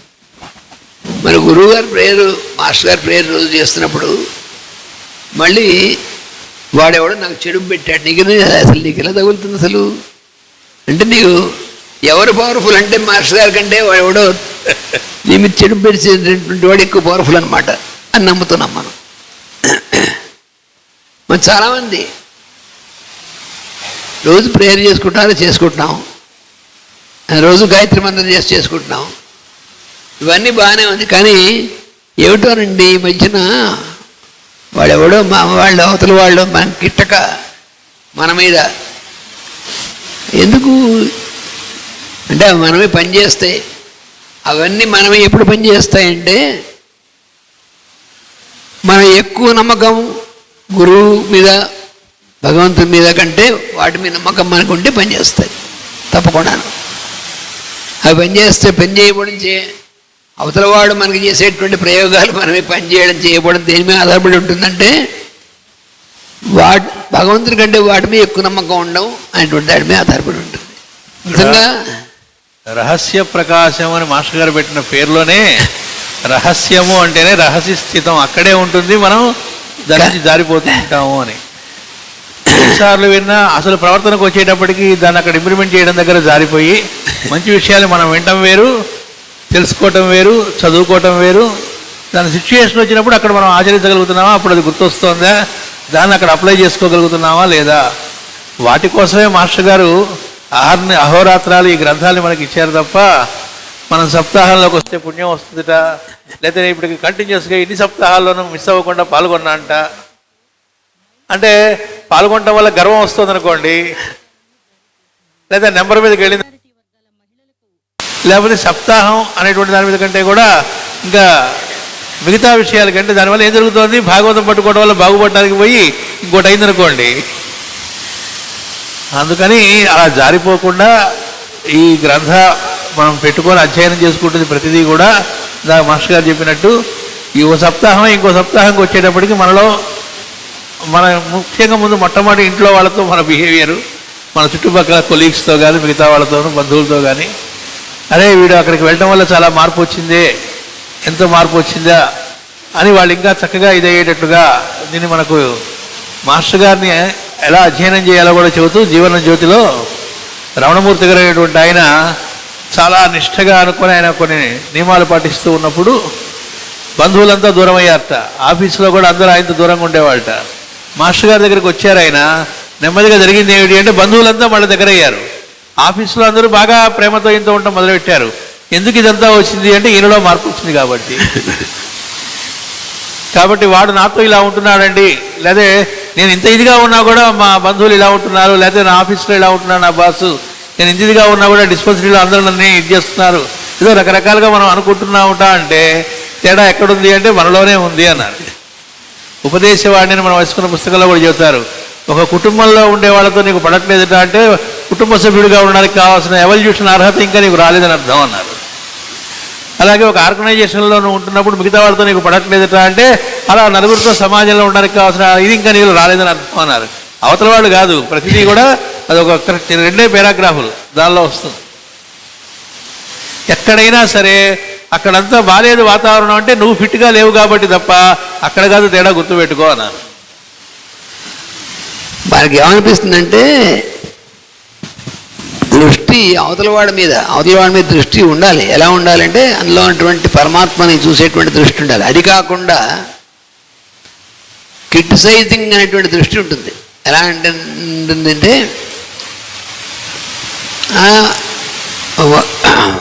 గ్రామ సేవ చేయమన్నారు, చేసుకుందాం అనుకున్నాం. ఇలా వైద్యాలయంలో వెళ్ళి సేవ చేసుకుందాం. అలా చేసుకుంటూ ఉన్నప్పుడు కూడా కొన్ని సంవత్సరాలు అయిన తర్వాత కూడా మనతో కలిసి పనిచేసేటువంటి వాళ్ళు ఒకళ్ళ మీద మనకి అభిప్రాయం ఎలా ఉంటుందంటే, వాడంతా పాలిటిక్స్ ప్లే చేస్తూ ఉంటారండి, ఈ పాలిటిక్స్ ప్లే చేస్తూ ఉంటారనేటువంటిది మాటిమాటికి చెప్పాడంటే వాడితో జాగ్రత్తగా ఉండాలని అర్థం. దీనికే మాస్టర్ గారు చెప్పారు, గురుజీఫ్ అనే మహనీయుడు చెప్పిన మాట చెప్పారు, everyone while talking of others speaks of himself అన్నారు. అక్కడంతా పాలిటిక్స్ అండి అన్నట్టు, అంటే అది ఎప్పుడు కనబడుతుంది, నీలో పాలిటిక్స్ ఉంటే అన్నారు. అక్కడ లేదు, వీడిలో పాలిటిక్స్ ఉంది కాబట్టి. మాస్టర్ గారు తమాషా కూడా చెప్పారు, చిన్నప్పుడు వాళ్ళ ఊళ్ళోనే ఎక్కడో సినిమా హాల్ గురించి రాస్తూ, గుంటూరులోనే అయి ఉండొచ్చు, తెర పాడైపోతే కుట్టారట ఆ రోజుల్లో. మాస్టర్ గారు ఇక్కడ తమాషా చెబుతారు, ఎంత పోటుగాడైన అందగాడైన హీరో సినిమా వచ్చినా వాడి మొహం మీద అక్కడ ఇంటూ మార్కు పడాల్సిందే మా హాల్లో సినిమా వస్తే అన్నారు. దానికి కారణం ఎక్కడుంది, తెర మీద ఉంది. అలా మనలో లోపం ఉన్నప్పుడు ప్రతిదీ కూడా తప్పుగా చుట్టం అనేటువంటిది ఏదైనా కావచ్చు. ఇప్పుడు చెప్పింది అదేగా, ఇక్కడ దృష్టి మారితే ఎట్టి దృష్టో అట్టి సృష్టి అన్నారు బాబావారు. మన దృష్టిని బట్టి సృష్టి అలా కనబడుతుంది. మన దృష్టి బాగుంది, లోకం అంతా చక్కగా కనబడుతుంది. ఒకసారి లక్ష్మణీతంలో వారు ఆశ్రమంలో వారు చెప్తున్నారు, మేము అక్కడికి ఉన్నాం, ఇందులో ఇంకో ఆయన వచ్చారు. ఆయన చాలా రోజుల నుంచి మళ్ళీ వచ్చారు, నమస్కారం చేస్తున్నారు. ఏం నాయన ఏమిటి విశేషాలంటే, ఏమిటోనండి అసలు ఎక్కడికి వెళ్ళినా సరే అంత పాలిటిక్సేనండి అని చెప్పడం మొదలెట్టాడు ఆయన. ఓరిగా నేను రామకృష్ణ భషన్కి వెళ్ళినా అంతేనండి, దాత ఇంకో చోటుకి వెళ్ళానండి, పుట్టపర్తి వెళ్ళి అన్ని చోట్ల పాలిటిక్సేనండి అన్నాడు. 2-3 సార్లు చెప్పిన వాళ్ళ ఇతరులు వారు అన్నారంటే, నాయన నువ్వు ఎవరింటికైనా వెళ్ళావనుకో, వంట నువ్వు పూజా మందిరం బాగుంది, అది హాల్లో చక్కగా ఉంది, ఇవన్నీ చూస్తావా, లేకపోతే వాళ్ళ ఇంట్లోకి వెళ్ళంగానే వాళ్ళ ఇంట్లోంచి బాత్రూంలోంచి అటు వెళ్ళేటువంటి నీళ్ళు వెళ్ళేటువంటి గట్టర్ ఉంటుంది, ఆ గట్టర్ దగ్గరికి వెళ్ళి ముక్కు పెట్టి వాసన చూసి అబ్బా ఇక్కడంతా కంపు కొడుతుందంటే నిన్ను గట్టర్ దగ్గరికి వెళ్ళి కంపు కూడా చూడమన్నాడు. నిన్ను చక్కగా పూజా రూములో నువ్వు కూర్చొని ధ్యానం చేసుకోవచ్చు, నువ్వు చక్కగా వాళ్ళతో కూర్చొని మాట్లాడుకోవచ్చు, ఆ ఇంట్లోకి వెళ్ళంగానే ఎక్కడ మురికి నీళ్ళు వెళ్తాయి అక్కడ నువ్వు ఎవరు వెళ్ళమన్నాడు, అది నీ తప్ప, లేకపోతే వెళ్ళిన చోటల్లా వాడికి పాలిటిక్స్ కనిపిస్తుంటే నువ్వు నీ లక్షణం అలా ఉందన్నాడు అని చెప్పారు ఆయన.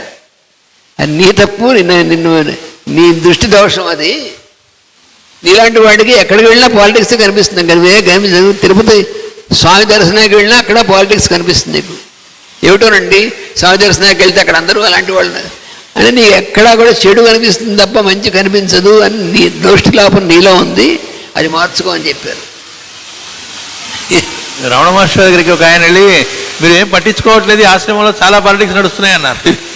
వాడే చెబుతున్నాడు ఆయన పట్టించుకోవట్లేదని. అంటే అలా ఉండమని చెప్పడమేగా. ఆయన అన్నట్ట, బాబు మీ ఊళ్ళో ఏం ఆశ్రమాలు లేవో ఇంత దూరం వచ్చామన్నాడు. అంటే ఇవి చూడటానికి ఇక్కడ దానికోసమే ఇక్కడికి రావటం అని.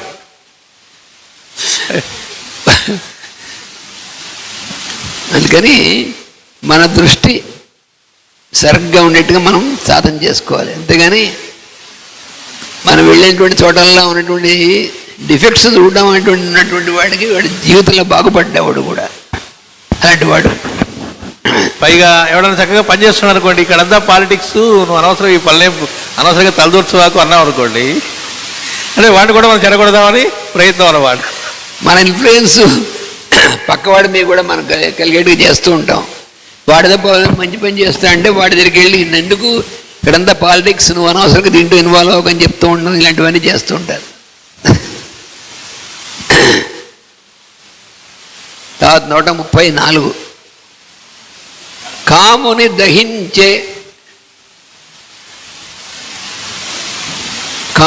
దహించే క్రోధమామహిమను రుద్రుడు అట్టి యతి కోపము నా ధీమంతులు గెలిచిరనంగామము గెలుచుటలు చెప్పంగా నేటికి 134 తాత్పర్యం. పూర్వం రుద్రుడు క్రోధము యొక్క విస్తారతచే కాముని దహించెను. శివుడు మన్మధుడిని దహించాడు. అంటే ఆయన మూడో గన్ను తెరిచేప్పటికీ వాడు అందులోంచి వచ్చినటువంటి అగ్నికి వాడు కాలిపోయాడు. నరనారాయణుడు కోపమునే గెలిచి యతీశ్వరునకు కోపం రాకూడదని నిరూపించరి. అంటే ఒక స్టెప్ ఇంకా పైన అవతల వాడు దహించేటటువంటి కోపం వాడిలా చూశాడంటే అవతల వాడికి దహించుకుపోతాడన్నట్టుగా ఉండేటువంటి కోపం అది చాలా శక్తి అని మనకి. అంటే నాకు గనక కోపం వచ్చిందంటే అవతల వాడిని భస్మం చేసేస్తా అనుకునేటువంటిది నాకు. దానికోసం నువ్వు తపస్సు చేయడం ఎందుకు? నేను తపస్సు చేసేది అవతల వాడిని భస్మం చేయడం కోసం అయితే మన తపస్సు వ్యర్థం అన్నమాట. అందుకని ఇందులో ఏం చేస్తున్నారంటే శివుడు అంటే ఇక్కడ శివుడు ఆయన వాడు మన్మథుడు శివుడి మీద ప్రయోగించాడు. వాడందరి యొక్క మనస్సుల్ని అందరినీ కూడా మరిస్తూ ఉంటాడు మన్మథుడు. మరించడం అంటే మనస్సుని అటు ఇటు చెలింపు చేయడం. అంటే శివుడిని కూడా అలాగే చేద్దాం అనుకున్నాడు వాడు. శివుడు కళ్ళు మూసుకుని ఉంటే ఆయన కళ్ళు తెరిచేప్పటికీ వాడికి వీడి ఇంటెన్షన్ ఆయన యొక్క తపస్సు ఆయన యొక్క దీన్ని చెలింపు చేద్దాం అనుకున్నాడు కాబట్టి వాడు అక్కడ భస్మయ్యాడు. ఇక్కడ నరనారాయణుడు సంగతి చెప్తూ నరనారాయణుడు కోపమునే గెలిచి యతీశ్వరునకు కోపం రాకూడదు నిరూపించారు. వాళ్ళు ఏం చేశారంటే కోపాన్నే గెలిచారు. వాళ్ళు అది క్రోధమే అనేటువంటి తమలో లేకుండా వాళ్ళు క్రోధాన్ని గెలిచినటువంటి వారే దేన్ని నిరూపించారు మనకి అంటే క్రోధం అనేటువంటిది మనలో లేకుండా ఉండం అనేటువంటిది అది మన సాధన చేయాలని నిరూపించారు. అయితే కొంతమంది నాకు చాలా కోపం ఎక్కువగా ఉంది, భరించలేకుండా ఉన్నాను, ఈ కోపాన్ని జయించాలి అంటే ఇప్పుడేం చేశాడు వీడు కోపాన్ని కోపిస్తున్నాడు. నాలో చాలా దుర్గుణాలు ఉన్నాయండి, ఈ దుర్గుణాలు పోవాలి అనుకున్నాడు అనుకోండి, వీడు దేన్ని ధ్యానిస్తున్నాడో దుర్గుణాలనే ధ్యానిస్తున్నాడు అని చెప్పారు. అందుకని మనం ఏం చేయాలంటే ఇవి లేకుండా పోవాలంటే సద్గుణాలను అలవాటు చేసుకోవాలి. అసలు ఏం చెప్పాడు దుర్గుణాలు పోవాలంటే ఏం చేయాలన్నాడు. దుర్గుణాలు పోవాలంటే సద్గుణములు అనేటువంటివి ఏవైతే ఉన్నాయో ఆ సద్గుణాలు అనేటువంటి వాటిని నువ్వు స్వీకరించు. ఎక్కడి నుంచి స్వీకరిస్తాడు? సద్గుణాలు కలిగినటువంటి వాడు అవతల వాళ్ళ ఎదుటి వాళ్ళలో ఉన్నటువంటి సద్గుణాలని మనం స్వీకరిస్తే అంటే ఎక్కడో కాదు, మనం ఏం చేస్తామంటే ఎదుటి వాళ్ళలో ఉన్నటువంటి దుర్గుణాలను జోలికి వెళ్తాం. మనం అది చేయకూడదు. ప్రతి వాళ్ళు సద్గుణాలు ఉంటాయి, అందరిలోనూ మంచి గుణాలు ఉంటాయి. అందరిలోనూ ఉన్నటువంటి మంచి గుణాలు అనేటువంటి వాటిని గుర్తింపగలిగినటువంటి వాడే నిజమైన ఆస్తికుడు అన్నారు మాస్టర్ గారు. అంతేగాని ఎదుటి వాళ్ళలో ఉన్నటువంటి దుర్గుణాలు మాత్రమే గుర్తుంచుకునేవాడు నాస్తికుడు అన్నారు. అంతేగాని భగవంతుడు నమ్మినవాడు ఆస్తికుడును, భగవంతుడు నమ్మనివాడు నాస్తికుడు అని చెప్పలే. నువ్వు భగవంతుడు నమ్మినా నమ్మపోయినా భగవంతుడికి నష్టం లేదు. భగవంతుడు ఉన్నాడు నువ్వు నమ్మినా లేడని అనుకున్నా వాడు నష్టం లేదు. కానీ ఎదటి వాడిలో మంచి గుణాలు ఉన్నాయి అని గుర్తించిన వాడే నిజమైన ఆస్తికుడు. ఎదుటి వాళ్ళలో దుర్గుణాలను మాత్రమే చూసేటువంటి వాడు నిజమైన నాస్తికుడు అని చెప్పారు మాస్టర్ గారు. ఇది కొంచెం కష్టం కాదండి ఈ అర్థం చెప్పుకుంటే మనకి. ఎందుకంటే సహజంగా ఏమనిపిస్తుందంటే అవతల వాళ్ళు ఉన్నటువంటి దుర్గుణాలని వెతికేటువంటి మనస్సు ఆ ప్రయత్నం అది చేస్తూ ఉంటుంది దాన్ని చేయనిస్తే. అందుకని అలా చేసేటువంటి లక్షణాన్ని మనమే పూర్తిగా నివారించుకునేటువంటి ప్రయత్నం చేయాలి. నువ్వు ఎప్పుడు ఎవరిని చూసినా సరే నీ ఇంట్లో కానీ బయట కానీ సమాజంలో కానీ ఎక్కడైనా సరే వాళ్ళలో ఉన్నటువంటి మంచి గుణాలు ఉంటాయి, ప్రతి ఒక్కరికి ఉంటాయి. ఆ మంచి గుణాలని మాత్రమే నువ్వు నీ దృష్టి సారించి వాటిని మాత్రమే స్వీకరించడం చేసి మిగిలినటువంటి వాడి జోలికి నువ్వు వెళ్ళకు. వాళ్ళలో ఉన్న దుర్గుణాలు నీకు అనవసరం. ఈ సాధన చేయడం వల్ల ఏమవుతుంది, నీలో దుర్గుణాలు పోతాయి, సద్గుణాలు ఏర్పడతాయి. అది నువ్వు చేయవలసింది. ఇది మన తలకిందులు పని చేస్తూ ఉంటాం మనం. అందుకని లైఫ్ అంతా కూడా మన డిస్టర్బెన్స్. మనం డిస్టర్బ్ చేసేటువంటిది మన మనస్సే, మిగిలినటువంటి వాళ్ళు కాదు. ఎందుకు డిస్టర్బ్ అవుతాం మనం అంటే, ఎదుటి వాళ్ళు ఉన్నటువంటి లోపాలను చూడడం వల్లనే మనం డిస్టర్బ్ అవుతాం. దాంట్లో సందేహం లేదు. అసలు ఎదుటి వాళ్ళలో ఉన్నటువంటి లోపాలను చూడకుండా వాళ్ళలో ఉన్నటువంటి మంచి లక్షణాలను భగవాన్ లక్షణాలుగా చూసేటువంటి వాడు ఎప్పుడూ డిస్టర్బ్ కాడు. వాడిని ఎవరు డిస్టర్బ్ చేయలేరు అనేటువంటిది స్పష్టంగా తెలుస్తుంది మనం ఇది చదువుకుంటుంటే. అలాగే మాస్టర్ గారు, ఇతని వారు, అదే మహాత్మా గాంధీ వాళ్ళందరి యొక్క జీవితాలు కూడా చూసినా కూడా మనకి తెలుస్తుంది. వాళ్ళు ఎప్పుడు ఎందుకు డిస్టర్బ్ గారు అంటే, ఎప్పుడు వాళ్ళు ఎవరు అందరిలోనూ ఉన్నటువంటి సద్గుణాలు మాత్రమే చూస్తారు, అంతర్యామిని చూస్తారు. సద్గుణాలు దుర్గుణాలు ఉన్నవాడు కూడా వాళ్ళ దగ్గరికి వచ్చేప్పటికి వాడు దుర్గుణాలు పనిచేయవు. అది అసలు ట్రాష్. మాస్టర్ గారు కానీ, బాబా గారు కానీ, గాంధీ, వాళ్ళందరూ కూడా మహాత్ములైనటువంటి వాళ్ళు ఉన్నారే, వాళ్ళ దగ్గరికి నిజంగా దుర్గుణాలు కలిగినటువంటి వాడు వచ్చినా వాళ్ళ దగ్గరికి వచ్చేప్పటికి అవన్నీ పనిచేయవు.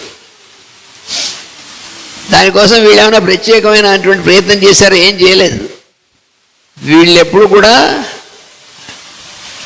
Radiation of light, radiation of love, వీళ్ళ నుంచి ఎప్పుడు కూడా ప్రేమ అనేటువంటిది చుట్టూ అందరి మీద వ్యాపించేటువంటి లక్షణం ఉన్నటువంటి వాళ్ళకి, వాళ్ళ దగ్గర దుష్టుడు అని వెళ్ళినా సరే వీళ్ళ దుష్టత్వం పనిచేయదు అన్నారు. మనం ఆ కాసేపే కాదు, జీవన జ్యోతిలో ఒక రియల్ ఇన్సిడెంట్నే మనకు తాతగారు ఇచ్చారు. 2వ భాగంలో వస్తుంది. గుంటూరులోనే రావణ మామయ్య గారు వాళ్ళ బంధువుల అతను పూర్తిగా బానిసైపోయాట తాగుడికి, దుర్వ్యసనాలకి. ఏం చెప్పినా అతనికి తెలుసు తప్పని, కానీ అతను తన వల్ల వచనంలో లేదు, పరిస్థితి దాటిపోయి ఉంది. మాస్టర్ గారికి తెలియజేశారట. మాస్టర్ గారు వాళ్ళ ఇంటికి వెళ్ళారట, పూజ చేసి ఆ తీర్థం ఇచ్చారట. ఇంట్లో వాళ్ళందరికీ ఇచ్చారు, అతనికి కూడా ఇచ్చారట. ఆ తీసుకుంటున్నప్పుడు కూడా అతను మత్తులోనే ఉన్నట్ట. ఆయన తీర్థం ఇచ్చి వచ్చారంటే ఏం చెప్పలే. ఇలా ప్రాబ్లం ఇదేం చేస్తే పదండి అన్నట్టు వాళ్ళ ఇంటికి. కరుణామయుడు ఆయన ప్రేమమూర్తి కాబట్టి అయిపోయి తీర్థం ఇచ్చి వచ్చారు. తెల్లారిన తర్వాత ఇంట్లో ఉన్న బాటిల్స్ తీసి అతనే పగలగొట్టాట. మళ్ళీ జీవితంలో తాగలే. ఆయన ఏం చెప్పలే అతనికి, నువ్వు తాగు తప్పు ఏమి చెప్పలే. అతనంతట తనకే మనస్సు ఎందుకు మరి ఎలా మారిపోయిందో అంటే, ఆయన యొక్క ప్రజెన్స్ ఆ కాసేపట్లో ఆయన వాడి మనస్సు మారిపోయింది. దాని నుంచి వ్యసనం నుంచి బయటపడిపోయాడంటే అది మహాత్మ లక్షణం. అంటే వాళ్ళ చూపు ఎంత పవిత్రంగా ఉంటుందంటానికి దీనికి రిలేటెడ్ సంబంధం. ఒక యూరోపియన్ కంట్రీస్కి మాస్టర్ గారు వెళ్ళినప్పుడు భూప్రదక్షిణ యాత్రకి ఒక ప్రసంగం చేసి అలా బయటికి వస్తున్నట్ట. ఆయన కారు ఎక్కాలి, అవతల పక్కన ఎక్కడో, అంటే వీళ్ళకేం సంబంధం లేదు, ఒక వ్యక్తి బాగా తాగి అక్కడ అగ్లీగా బిహేవ్ చేస్తున్నట్ట. అందరూ అసహ్యంగా చూస్తున్నట్ట అతన్ని. ఈయన మామూలుగా వెళుతూ ఈయన పక్కన ఉన్నదని కూడా పక్కన ఉన్నదని ఆయన చూపెట్టి, అతనిలో కూడా అంతర్యామి పరమాత్మను గుర్తుపెట్టుకోండి అన్నారు. అసహించుకోవటం ఉండదు, ప్రేమ తప్ప ఇంకోటి ఉండదు. కాబట్టి అవతల వాళ్ళలో మార్పు ఆటోమేటిక్గా వీళ్ళ సంకల్పం మాత్రం చేత చేయగలరు. గురు పూజల్లో కూడా ఒకసారి తాగొచ్చారట ఒకళ్ళు. వాళ్ళు కూర్చున్నారట భోజనానికి. ఎట్టించి వచ్చారో మాస్టర్ గారికి అతని పక్కన కూర్చున్నారట. ఇతను మాస్టర్ గారి పక్కనే కూర్చున్నాడు. ఏ జీవితంలో అతను తాగలే, అయిపోయింది. అతను విశాఖపట్నంలో గురు పూజలు జరిగినటువంటి ఇన్సిడెంట్, గుంటూరు నుంచే వచ్చాడు ఒక ఆయన. ఆయన పాపం రోజు తాగుడు అలవాటు ఉండేది. గురు పూజలకు వచ్చినా కూడా పాపం తట్టుకోలేక బయటకు వెళ్ళి వేసుకొచ్చాడు. ఆయన భోజనం కూర్చున్నాడు. పక్క విస్తే మాస్టర్ వచ్చి కూర్చున్నారు, తెలియదు.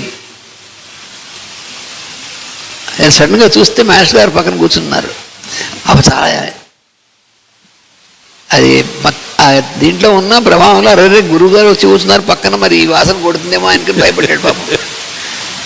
ఆయనేమో అతనితో జోకులు వేస్తూ అతనితో అతని వైపు తిరిగి మాట్లాడుతున్నారు. అయ్యి బాబాయ్ అనుకున్నాడు. ఇంకా తర్వాత ఆ క్షణం తర్వాత అతను తాగడం మానేశాడు అంతే. ఆయన ఏం చెప్పలే అతనికి. అది వాళ్ళ యొక్క ప్రజెన్స్ అంటే. చెడు చూడకపోగా చెడు కూడా పోగొట్టగలరు. ఎప్పుడంటే ఎదుటివాడిలో ఉన్న మంచితనం మీద నీకు విశ్వాసం ఉండాలి అన్నారు. అందుకే ఇక్కడ మాస్టర్ గారు చెప్తున్నారంటే కామక్రోధములలో కామమును గెలుచుట కన్నా క్రోధమును గెలుచుట కష్టతరము అన్నారు. కామం క్రోధం ఈ రెండు ఉన్నాయి. కామం అంటే కావాలనేటువంటి కోరిక, ఇది కావాలి అది కావాలి ఇది కావాలి అనేటువంటి కోరిక. క్రోధము అనేటువంటిది ఉందే దానికి కామం కంటే ఈ క్రోధం ఇంకా కష్టతరం అన్నారు దాన్ని గెలవడం. కోరికలు అనేటువంటి వాటినైనా మనం గెలగలమేమో కానీ క్రోధాన్ని గెలవడం చాలా కష్టమైన పని అంటున్నారు. అంటే ఏమిటి, మనకి అది కావాలి ఇది కావాలి అనేటువంటిది అనిపించడం కామం. వాళ్ళ దగ్గర నుంచి పని కావాలి, లేకపోతే వాళ్ళ వల్ల ప్రయోజనం కావాలి అని వస్తువులు కానీ ప్రయోజనాలు కానీ ఏదైనా సరే ఇది కావాలనిపించడం కామం. అది కాకుండా ఎదుటి వ్యక్తి మీద మనకున్నటువంటి కోపం ముందు చూసారా, క్రోధం అంటే కోపం కదా. ఈ రెండింటిని కంపేర్ చేస్తే కామాన్ని మనం జయించగలమేమో కానీ, అంటే మనకి ఈ కావాలి ఇది కావాలంటే కోరికలు మెల్లిగా మనం జయించడానికి అవకాశం ఉందేమో కానీ క్రోధం వాడు నాకు ఎంత అపకారం చేశాడు, అలా చేస్తాడా నన్ను అని ఎంత ఒక వ్యక్తి మీద మనకు ఉందనుకో కోపం మనసులో, మన మనసులోంచి ఆ కోపం పూర్తిగా పోవడం అనేటువంటి చాలా కష్టమైన పని. అది ఇక్కడ చెప్తున్నారు రాసిన ప్రకాశంలో, టీకలో తాత్పర్యంలో చెప్పారు. కామక్రోధాల్లో కామమును గెలుచుట కన్నా క్రోధమును గెలుచుట కష్టతరము. దాన్ని గెలిచిన నరనారాయణులు కామమును గెలిచినని వేరుగా చెప్పమని లేదు. అంటే ఇక్కడ ఎవరైతే క్రోధాన్ని జయించాడో, క్రోధాన్ని జయించినటువంటి వాడు కామాన్ని జయించడం అంత పెద్ద కష్టంలో ఆటోమేటిక్గా జరుగుతుందన్నారు. అంటే ఇక్కడ ఈ రెండిట్లోనూ ఎక్కువ కష్టమైంది క్రోధం జయించడం కాబట్టి, క్రోధాన్ని జయించినటువంటి వాడు కామాన్ని జయించడం ఏమీ కష్టం లేదు, అది చాలా తేలిగైన పని అని ఇక్కడ అర్థం అని చెప్పారు. అది బ్రాకెట్లో అని చెప్పినటువంటిది. కాకపోతే ఇక్కడ జాగ్రత్త పడాల్సింది మనం ఉంది. ఈ పద్యం చదువుకుంటున్నప్పుడు అంటే రుద్రుడి కంటే వీళ్ళు గొప్ప, ఇది నెమ్మదిగా వైష్ణవ వ్యవహారం కావాలి, భాగవతం అంటే విమర్శలు కాండ్రోని కొంతమంది ఉంటారట వాళ్ళు. కాబట్టి నరనారాయణులు అంటే వీళ్ళని గొప్పగా చెప్పడం కోసం ఆయన క్రోధానికి లోనైపోయి ఆయన ఇది చేశాడు, వీళ్ళు ఆ క్రోధాన్ని కూడా జయించారని పొరపాటుగా అర్థం చేసుకునే ప్రమాదం ఉంది వాళ్ళ. అది చెప్పడానికి కాదు ఇక్కడ చెప్పింది. ఎందుకని అసలు ఈ కథ చెప్పినప్పుడు ఆ మన్మథుడిని దగ్ధం చేయటం అనేటువంటి జరగడానికంటే ముందు, అంతకుముందు ఆయన ఆల్రెడీ దక్ష ప్రజాపతి ఇది జరిగిన తర్వాత, సతీదేవి అని ఆయన దేహత్యాగం జరిగిన తర్వాత, అంటే ఈవిడ పార్వతీదేవి తపస్సు సమయంలోది ఈ ఇన్సిడెంట్, కాముడిని దగ్ధం చేయటం అనేది. అసలు పార్వతీదేవి కంటే ముందు ఆయనకి సతీదేవి అనేటువంటి భార్య, ఆవిడ బాడీ వదిలిన తర్వాత దక్ష విధ్వంసం జరిగిన తర్వాత ఆ మొండెను తీసుకొని బ్రహ్మదేవుడు వస్తాడు ఈ పిల్లవాడిని బ్రతికించవలసింది అని. వస్తే ఆయన వెంటనే బ్రతికించాడు మహాప్రేమతో. నా భార్య ఇలా అవడానికి కారణమని ఆయన క్రోధం తెచ్చుకోవటమో ద్వేషం తెచ్చుకోవటమో ఏం చేయలే. దక్షిణామూర్తిత్వం అంటారు. అంటే అవతలి వాళ్ళలో తప్పు చూస్తే మనం క్షమించడం అనేది ఉంటుంది. అసలు తప్పే చూడని స్థితిని దాక్షిణ్యము దక్షిణామూర్తి అంటారు. మరి ఆయన ఏమిటండి, మరి ఆ తర్వాత నెక్స్ట్ స్టెప్లో ఇలా జారిపోవటం ఏంటి, జారిపోవటం కదా అంతా లీల. అక్కడ ఆ ఇన్సిడెంట్లో ఉండేది ఒక లీల. ఇక్కడ మనకు అర్థం కావడానికి ఒక ఎగ్జాంపుల్ తీసుకోవాలి కాబట్టి చెప్పడం తప్ప ఇందులో ఎందుకని శివుడు వేరు విష్ణువు వేరు వీళ్ళంతా వేరని కాదు, ఒక్కళ్ళే ఒక్కొక్క పని చేస్తున్నప్పుడు ఒక్కొక్క పేరుతో పిలుస్తారు. ఇది మనకు అర్థం కావడానికి ఒక ఎగ్జాంపుల్ లాగా చెప్పడానికి చెప్పింది అనేది మనం అర్థం చేసుకోవాలి. ఇంకోటి వాళ్ళు మాస్టర్ గారు పరమగురువులో మాట చెప్పారు, కోపం అనేటువంటిది వాళ్ళు కూడా ప్రదర్శిస్తారట, వాళ్ళు దాంతో ఆడుకుంటూ ఉంటారు అని చెప్పారు. ఎలక్ట్రిసిటీతో ఆడుకోవటం చేయలేం కదా, కానీ వాళ్ళు ఆడుకుంటూ ఉంటారట దాంతో. కాబట్టి వాళ్ళు కోపానికి లోనవటం కాదు, అది కోపాన్ని ప్రదర్శించడం. అది పరమేశ్వరుడు కూడా కామం దమించుట క్రోధపడెను, అట్టి యతి కోపము యతిత్వమునకు భంకరము. దాన్ని దమింపగలిగిన ధీరులు అనగా నరనారాయణులు కామమును జయించరని వేరుగా చెప్పనక్కర్లేదు. మనకు చెప్తున్నారు, కామమును దమింపగలిగిన వారు కూడా క్రోధమును దమింపలేకపోవచ్చునని. అంటే ఒక్కోసారి కామాన్ని మాత్రమే జయించగలిగినటువంటి వాళ్ళు కామాన్ని జయించినా క్రోధాన్ని జయింపలేకపోవచ్చు అన్నారు.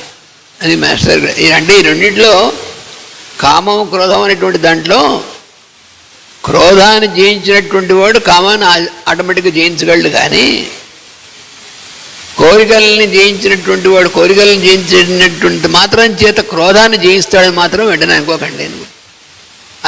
అది గుర్తుపెట్టుకోవాల్సింది ఇక్కడ. అందుకని ఇక్కడ చెప్తున్నారన్నమాట, కామమును దమింపగలిగినటువంటి వారు కూడా క్రోధమును దమింపలేకపోవచ్చు. నేను క్రోధమును దమించిన వారు కామమును వేరుగా దమింపనక్కర్లేదనియు. క్రోధాన్ని జయించారంటే ఆటోమేటిక్ ఈ రెండు పోతాయి. అని చాలా సూక్ష్మమైనటువంటి విషయం. క్రోధాన్ని జయిస్తే కామక్రోధాలు రెండు కూడా పోతాయి, కానీ కామాన్ని మాత్రమే జయించినటువంటి వాళ్ళు క్రోధాన్ని జయించారని చెప్పడానికి అవకాశం లేనంటున్నారు. అది చెప్పినటువంటిది అని ఇక్కడ చెప్తున్నారన్నమాట. మనకి లోకములందలి దుర్మార్గములను చూచి కోపించుట కన్నా ప్రేమమయమైన సత్వమార్గమును చక్కబెట్ట చూచుట ఉభయపక్షముల వారికి దైవత్వం ఒసగునని ఇందలి ధ్వని. ఇది చాలా ముఖ్యం. ఇక్కడ మాస్టర్ గారు చెప్పినటువంటిది. లోకంలో దుర్మార్గులు చాలామంది ఉన్నారు, అంతా దుర్మార్గం జరుగుతోంది అని మనకు అనిపిస్తుంది. వాళ్ళని ఏం చేస్తాం, వాళ్ళ మీద మనకు కోపం వస్తుంది. దుర్మార్గం చేసేటువంటి వాళ్ళందరి మీద కోపం వస్తుంది. మరి వాళ్ళ గురించి తలుచుకుంటే వీళ్ళని దుర్మార్గం చేస్తారు, వీళ్ళని మంచి చేస్తారని. అలాగా కోపించుట కన్నా ప్రేమమయమైన సత్వమార్గమున చక్కబెట్ట చూచుట, వాళ్ళని కూడా ట్రాన్స్ఫారం చేయగలగడం అనేటువంటిది, అదే మనకి మందరజాలం అనేటువంటి దాంట్లో మాస్టర్ గారు చూపించారు. కృష్ణుడు మందరజాలం అనేటువంటి మార్గంలో వాళ్ళందరినీ కూడా మళ్ళీ ట్రాన్స్ఫార్మ్ ఎలా చేశాడో మన మందరజాలంలో ఇచ్చారు. కృష్ణుడు అంటాడు, అందరినీ దుష్టులుగా ఉన్నటువంటి వాళ్ళు సంహరించుకుని వెళ్ళిపోయామనుకోండి ఎవరు మిగలని చెప్పాడు. అందుకని మందర మార్గం ద్వారా, అంటే ప్రేమమయమైనటువంటి మార్గం ద్వారా చేస్తే అప్పుడు ఉభయపక్షముల వారికి దైవత్వం అనేటువంటిది కలుగుతుంది.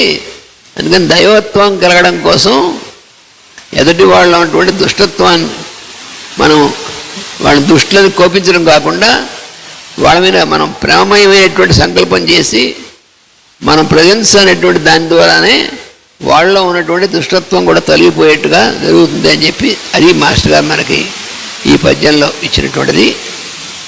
మళ్ళీ తర్వాత మధ్యాహ్నం మళ్ళీ దీన్ని కొనసాగించి చెప్పుకుంటాం. వాసుదేవ. సమయం 8 గంటలైంది. ఇప్పుడు 8 గంటల దగ్గర